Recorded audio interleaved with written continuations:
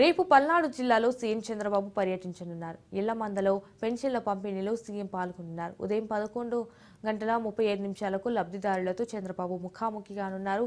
అనంతరం అధికారులు, ప్రజాప్రతినిధులతో సమావేశం జరగనుంది. అనంతరం త్రికోటేశ్వర స్వామి సీఎం చంద్రబాబు దర్శించుకోనున్నారు.